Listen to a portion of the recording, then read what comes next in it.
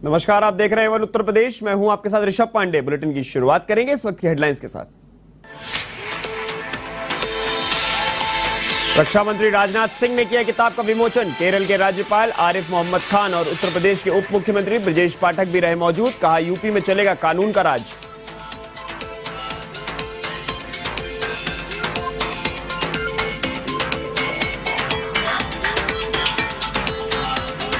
सीतापुर में कार्यकर्ताओं के उत्पीड़न से बिफरे मंत्री सुरेश राही। अपनी ही सरकार में धरने पर बैठकर जताया विरोध। अधिकारियों की समझाइश और आश्वासन के बाद उठे धरने से।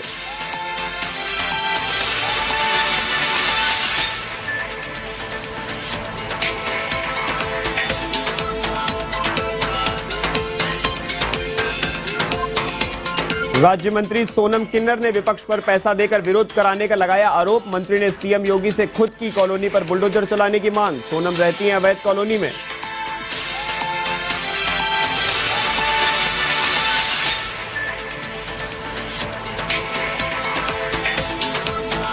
उत्तर प्रदेश के जालौन में सरकारी स्कूल की मिड डे मील की थाली सुर्खियों में। ग्राम प्रधान ने थाली में बच्चों की पसंद का खाना ऑप्शन जोड़ा। अब बच्चों को मिल रहा है मनपसंद का खाना।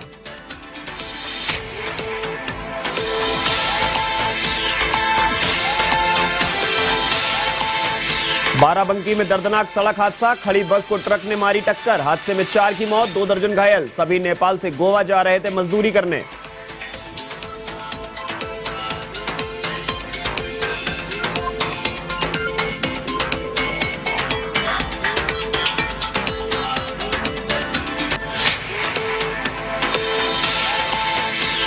अब खबरें विस्तार से। वाराणसी के रुद्राक्ष कन्वेंशन सेंटर में पुस्तक विमोचन कार्यक्रम का आयोजन किया गया, जिसमें रक्षा मंत्री राजनाथ सिंह, केरल के राज्यपाल आरिफ मोहम्मद खान, उत्तर प्रदेश के उप मुख्यमंत्री ब्रजेश पाठक ने शिरकत की। वहीं कार्यक्रम में राष्ट्रीय स्वयंसेवक संघ की सर्व कार्यवाह दत्तात्रेय होसबोले भी मौजूद रहे। कार्यक्रम के समापन के बाद ब्रजेश पाठक ने मीडिया से बातचीत करते हुए कई सवालों का जवाब भी दिया, जिसमें उन्होंने मदरसे को लेकर हो रही कार्रवाई के बाद विपक्ष के सवालों पर खुलकर निशाना साधा। ब्रजेश पाठक ने कहा कि दरअसल उत्तर प्रदेश सरकार हर हाल में कानून का राज स्थापित करेगी। हर स्थिति में कानून का उल्लंघन करने वालों को खत्म कराया जाएगा।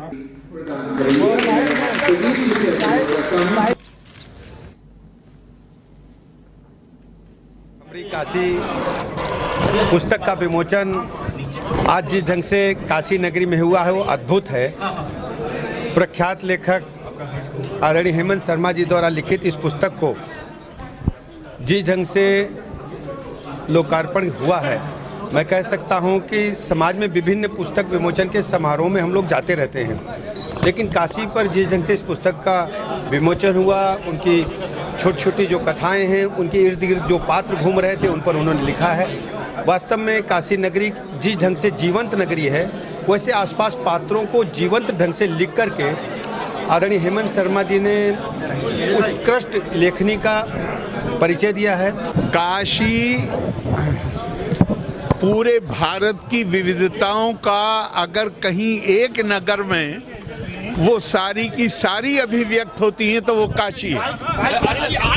जिस पुस्तक का विमोचन हुआ है वो ये पुस्तक सभी के द्वारा पढ़ी जानी चाहिए और वाह काशी के बारे में काफ़ी हद तक लोगों को जानकारी मिलेगी कि मूल रूप से काशी कैसी है हमारी। हमारा मेहमान वहाँ बोध आज हमें मिला है। माननीय प्रधानमंत्री जी, माननीय रक्षा मंत्री जी और पूरे देशवासियों को मैं बधाई देता हूँ कि आज जिस आत्मनिर्भर भारत की हमने कल्पना की है, उस कल्पना की ओर हम आगे बढ़ रहे हैं। लेकिन कांग्रेस का कहना ये अकेली आपकी उपलब्धि नहीं है, ये 1999 की मिलीजुली सरकारों की उपलब्धि है। देखिए, कांग्रेस के लोग ये हमेशा से ये कहते चले आए, हम ये भी सोच रहे थे, वो एक पद और एक पेंशन की बात भी वो हमेशा से करते आए थे, जीएसटी की बात भी वो हमेशा से करते चले आ रहे थे, लेकिन वो कहते रह गए और हमारे प्रधानमंत्री जी ने वो कर दिखाया।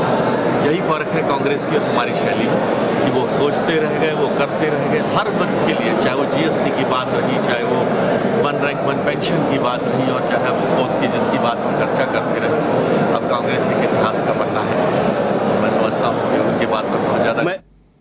उत्तर प्रदेश के पीडब्ल्यूडी प्रभारी मंत्री जितिन प्रसाद और चिकित्सा शिक्षा राज्य मंत्री मयंकेश्वर शरण सिंह ने लखीमपुर खीरी के राजकीय आश्रम पद्धति विद्यालय चंदन चौकी का औचक निरीक्षण किया।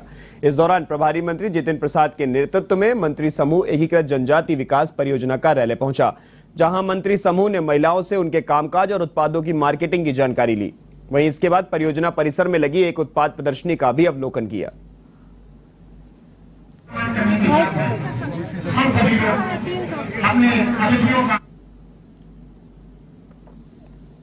मुख्यमंत्री जी ने जो मंत्रिमंडल समूह गठित किया गया, तो हमारे साथ कपिल देव अग्रवाल जी और मैंकेश्वर सरन सिंह जी साथ आए, और ये हमारा भी सौभाग्य है कि लखनऊ मंडल में लखीमपुर जनपद भी, और आज जो 2 दिन से यहाँ भ्रमण हुआ है, विभिन्न योजनाओं की आज बिंदुवार लंबी समीक्षा की गई है। जो प्रगति हुई है, जहाँ कमियाँ हैं वहाँ अफसरों को सख्त निर्देश दिए गए, तुरंत उसमें तेजी लाई जाए, और जहां गड़बड़ियां होंगी स्पष्ट निर्देश है मुख्यमंत्री जी का कि जीरो टॉलरेंस नीति के तहत काम किया जाएगा। अगर गुणवत्ता में और किसी तरह की शिथिलता होगी तो सख्त कार्रवाई की। उत्तर प्रदेश के लखनऊ में राज्य मंत्री सोनम किन्नर ने प्रेस वार्ता की। मुख्य विपक्षी दलों पर उन्होंने निशाना साधा। उन्होंने कहा कि मुख्य विपक्षी दल पैसा देकर हमारा विरोध करवा रहे हैं ताकि उन पर अनावश्यक दबाव बनाया जा सके। दरअसल विक्रमादित्य मार्ग पर स्थित कॉलोनी को सोनम किन्नर ने अवैध बताया। ऐसे में राज्य मंत्री ने स्वीकार किया कि वह अवैध कॉलोनी में रह रही हैं। ऐसे में उन्होंने मुख्यमंत्री योगी से कॉलोनी पर बुलडोजर चलाने की मांग की थी।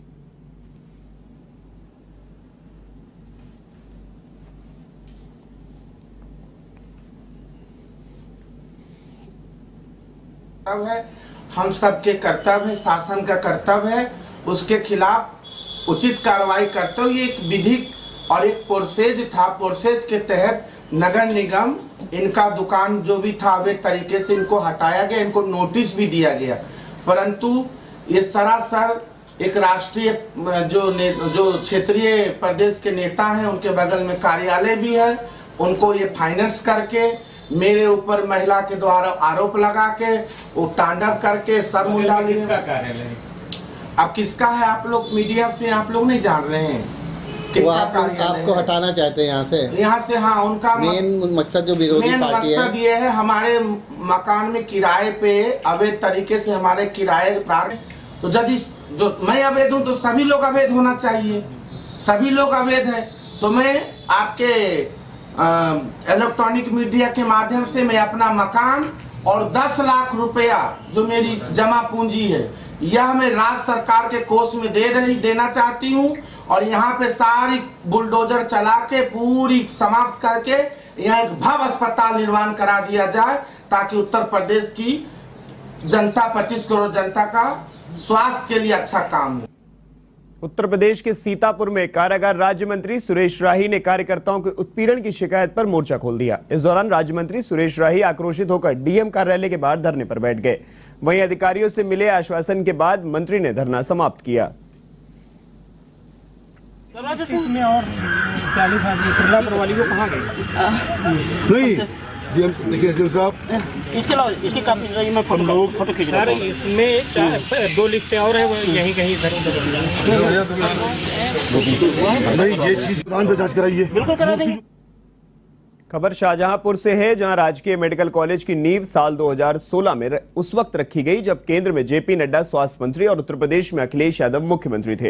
राजकीय मेडिकल कॉलेज के लिए 193 करोड़ का बजट पास हुआ था। राजकीय मेडिकल कॉलेज का भवन तो बनकर जिला प्रशासन को सौंप दिया गया, लेकिन अब तक 100 बेड का अस्पताल नहीं बन पाया, जो कि 2018 तक बनना था। काम की धीमी रफ्तार और बजट की कमी के चलते अस्पताल की बिल्डिंग अभी तक नहीं बन पाई है, जबकि जिले के 3 मंत्री यूपी सरकार में हैं। अब सवाल यह है कि अगर यह 100 बेड का अस्पताल जल्द नहीं बना तो मेडिकल कॉलेज की मान्यता भी संकट में पड़ सकती है।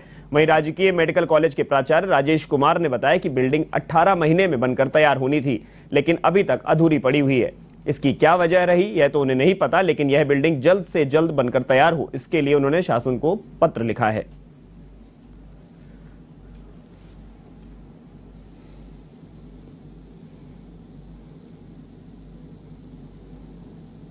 ये जो 100 बेड का हॉस्पिटल बनना है वो तो एक तो मेडिकल कॉलेज कैंपस में नहीं है, वो बनना है डिस्ट्रिक्ट हॉस्पिटल के कैंपस में, ठीक है। दूसरे, आज हमारी मीटिंग हुई थी, वहाँ पे एडीएम एफआर भी थे और यूपीआरएनएन के जो है ना प्रोजेक्ट मैनेजर भी आए हुए थे। तो उन्होंने बताया कि मेरे को भूमि मिली थी 2018 में, बनना हमने शुरू किया, क्योंकि पहले ये प्रोजेक्ट है मेडिकल कॉलेज में ही बनना था, लेकिन बाद में प्रदेश स्तर पे ये डिसाइड हुआ शासन स्तर पे कि नहीं, ये हॉस्पिटल सारे हॉस्पिटल कैंपस में ही बनेंगे, मेडिकल कॉलेज में कोई हॉस्पिटल नहीं बनेगा। तो फिर इसकी परियोजना चेंज की उन्होंने। तो उन्होंने 2018 में उनको यहाँ भूमि मिली, जैसा वो बताते हैं, और ये 18 महीने में शायद बता रहे थे उनको कंप्लीट करना था। तो अब क्या इसमें परेशानी रही, ये तो उन्होंने लिखित में ADM FR को देना है, अपनी रिपोर्ट देनी है कि क्या रीज़न रहा कि ये डिले क्यों हुआ। लेकिन फौरी तौर पर देखा जाए तो ये है, कमी है उसमें, करीब 25 से 30% के अराउंड भी काम हुआ है। उत्तर प्रदेश के बाराबंकी में सड़क हादसे में 4 लोगों की दर्दनाक मौत हो गई, जबकि करीब 2 दर्जन लोग गंभीर रूप से घायल हैं, जिन्हें जिला अस्पताल में भर्ती कराया गया है। वहीं घायलों में 6 लोगों की हालत गंभीर देखते हुए उन्हें लखनऊ ट्रॉमा सेंटर रेफर किया गया। आपको बता दें, यह हादसा उस वक्त हुआ जब यह डबल डेकर बस रास्ते में पंचर हो गई थी और ड्राइवर इसका टायर बदलने लगा।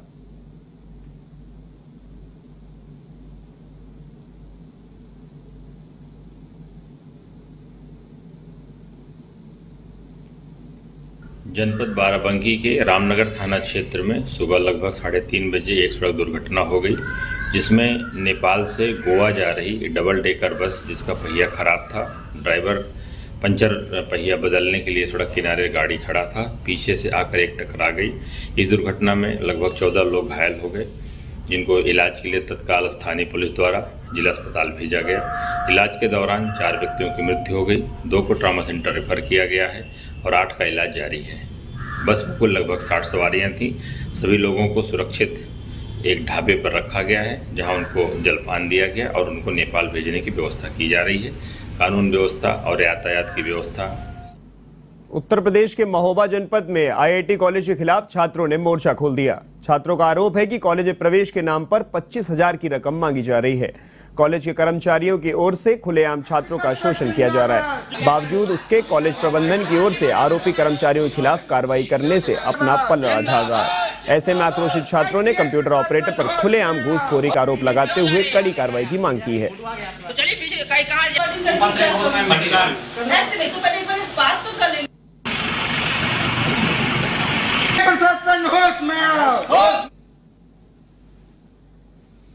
इस संबंध में मुझे ये कहना है कि बच्चों से जो भी लिखित शिकायतें प्राप्त हुई है, उसके सब जांच कमेटी गठित की जाएगी और आरोप पत्र तैयार करके उच्च अधिकारियों को अवगत करा दिया जाएगा, जिससे विभागीय कार्रवाई हो सके और जो लोगों ने ऐसा कार्य किया है उनके ऊपर कठोर से कठोर कार्रवाई की जाए। मेरा चूँकि ज्वाइनिंग अभी 1 जुलाई को ही हुआ है यहाँ पर बुंदेलखंड में, महोबा डिस्ट्रिक्ट में, तो अभी मुझे नहीं प्रकरण, जैसे जैसे मेरे सामने प्रकरण आते जाएंगे उन पर लिखित शिकायत के आधार पर नियमानुसार कार्रवाई की जाए। हमारा एक कार्यकर्ता था प्रदीप अनुरागी, तो उसका ITI में फर्स्ट लिस्ट में नाम आ भी गया था, लेकिन यहाँ के टीचरों द्वारा, यहाँ के बाबू जी द्वारा यहाँ पर रिश्वत मांगी जा रही है और कहा जा रहा है कि आपका एडमिशन तभी होगा जब यहाँ पे हमें 25,000 रुपये दिए जाएंगे। तो सर मेरा फर्स्ट लिस्ट में ITI में नाम आ गया, तो मैं यहाँ पे एडमिशन लेने के लिए आया, तो वो कह रहे थे। उत्तर प्रदेश के बस्ती में संपूर्ण समाधान दिवस पर DM प्रियंका निरंजन और SP आशीष श्रीवास्तव ने फरियादियों की समस्याएं सुनी और अधिकारियों को आवश्यक दिशा निर्देश दिए। इस दौरान CDO doctor Rajesh Kumar Prajapati, joint magistrate Amrita Pal Kaur, तहसील इंद्रमणि तिवारी, क्षेत्राधिकारी शेषमणि उपाध्याय, बेसिक शिक्षा अधिकारी इंद्रजीत प्रजापति, जिला पूर्ति अधिकारी सत्यवीर सिंह भी मौजूद रहे।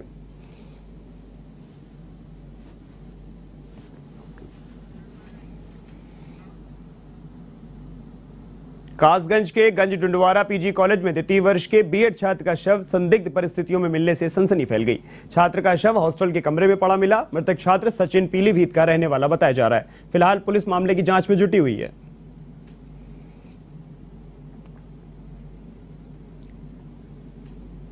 चल रहा था, वो भी परीक्षा की डेट आ गई थी तो आया था 2-1 दिन पहले। उस पर सुबह हमारी 10 बजे उससे बातचीत हुई तो उसने कहा कि हम ठीक हैं। फिर उसके बाद परीक्षा की तैयारी के लिए कॉलेज में हम लोग आ गए, तो 11 से 12 बजे के बीच घटना है। 11:15 बजे करीब बच्चे आए हॉस्टल से कि कहा कि सचिन की तबीयत बहुत ख़राब है, वो बिल्कुल गिर गया अपने बेड से। तो जैसा कि जो हम लोग गए वहाँ से उसका अस्पताल ले जाया गया। अस्पताल में उसके ऑक्सीजन वगैरह लगी, पंपिंग हुई, लेकिन उसका सांस नहीं लौटी। थानागंज जिला कासगंज के अंतर्गत एक कॉलेज है, गंज डुंडवारा PG कॉलेज। वहाँ पर एक छात्र की मौत का मामला सामने आया है। मेरे द्वारा मौका निरीक्षण किया गया और FSL टीम के माध्यम से भी उसका निरीक्षण कराया गया। मालूम हुआ कि वह कुछ समय से डिप्रेशन का शिकार था, जिसका कि इलाज भी चल रहा था और वह नित्य गोलियां लेता था। और यहाँ के छात्रों का कहना है कि वो कई दिनों से परेशान था, सो नहीं पाता था। इनके परिजन आ गए हैं मौके पर, इनके परिजनों के द्वारा सूचना दी गई है, पोस्टमार्टम कराया जा रहा है और जो भी साक्ष्य पाए जाएंगे, जो भी तथ्य। लखीमपुर खीरी के धौरहरा कोतवाली क्षेत्र में पुल निर्माण की मांग को लेकर छात्रों और ग्रामीणों ने हाईवे जाम कर दिया। दरअसल बीते काफी समय से सुजाई कुंडा का पुल टूटा हुआ है, जिसके चलते बरसात के दिनों में 3 महीने के लिए रास्ता बंद हो जाता है। वहीं ग्रामीणों और छात्र छात्राओं को खासी परेशानी का सामना करना पड़ रहा है।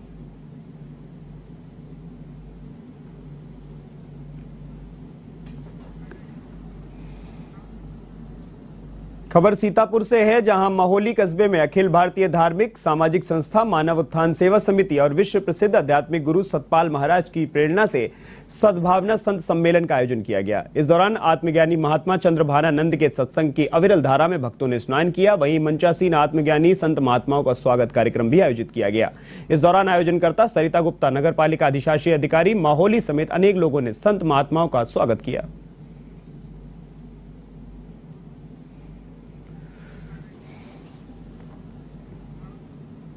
उत्तर प्रदेश के जालौन में इन दिनों सोशल मीडिया पर सरकारी स्कूल के मिड डे मील की थाली लगातार सुर्खियों में बनी हुई है। लोग सोशल मीडिया पर स्कूली बच्चों की तस्वीरें शेयर कर रहे हैं, जिसके बाद जालौन का मलकपुरा गांव और यहां के प्रधान सुर्खियों में आ गए। ग्राम प्रधान ने सरकार की ओर से संचालित मिड डे मील के खाने को मॉडिफाई कर उसमें एड ऑन का ऑप्शन कर दिया है, जिसमें के बाद बच्चों ने अपना मनपसंद खाना दिया जा रहा है। बता दें कि पूरा मामला मलकपुरा ग्राम के उच्च माध्यमिक विद्यालय का है, जहां ग्राम प्रधान की सकारात्मक पहल ने मिड डे मील की तस्वीर ही बदल कर रख दी। उन्होंने गुजरात में लागू तिथि मॉडल को अपने स्कूल में लागू कर बच्चों के मिड डे मील को मॉडिफाई कर उसमें एड ऑन का ऑप्शन जोड़ दिया है। इस ऑप्शन के तहत कोई भी व्यक्ति स्कूल में अपनी स्वेच्छा से मिड डे मील में अपनी पसंद का खाना दे सकता है। वहीं उनके इस काम की तारीफ सोशल मीडिया पर जमकर हो रही है।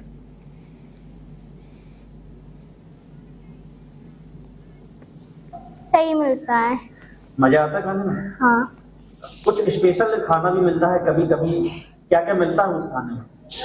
आइसक्रीम और मतलब पनीर की सब्जी बनती, पूरी, सलाद वलाद, ये सब चीज मिलती है, रसगुल्ला सब। सब्जी में तो पनीर मटर और पूरी, सलाद, एप्पल और कभी कभी तो लस्सी भी। 97 बच्चे हैं, 97 बच्चे हमारे यहाँ नामांकित हैं। हाँ, आज हमारे यहाँ 48 बच्चे प्राइमरी में आए हैं और 25 बच्चे जूनियर में प्रेजेंट हैं। देखिए, 14 फरवरी 2022 से हमने जो शासन का निर्धारित मेन्यू है उसमें कुछ चीज़ें जोड़ी हैं और एक add on mid day meal का कॉन्सेप्ट दिया। उसमें हम करते क्या है कि जो निर्धारित मेन्यू है उसी में चीज़ों को हम जोड़ देते हैं। जैसे मिठाई में रसगुल्ला या लड्डू जोड़ दिया, सब्जी में मटर पनीर कर दिया, सलाद कर दिया, फल में सेव कर दिया, दूध की मात्रा, दूध को अलग अलग तरीकों से दिया। इससे होता है क्या, बच्चों में एक आकर्षण होता है। तो ये व्यवस्था 14 फरवरी से चल रही है। इसके बाद हमने इस व्यवस्था को और बेहतर बनाया और नए सत्र से यानी 1 जुलाई 2022 से गुजरात सरकार ने एक कॉन्सेप्ट लागू किया था तिथि भोजन का, तो हमने उस कॉन्सेप्ट को अपने यहाँ लागू कर दिया। ये कॉन्सेप्ट गवर्नमेंट ऑफ इंडिया द्वारा रिकॉग्नाइज्ड है, एप्रिसिएटेड है और अन्य राज्यों के लिए स्वैच्छिक है। बुलेटिन में फिलहाल के लिए इतना ही। देश और दुनिया की तमाम खबरों के लिए आप देखते रहिए A1 टीवी। नमस्कार।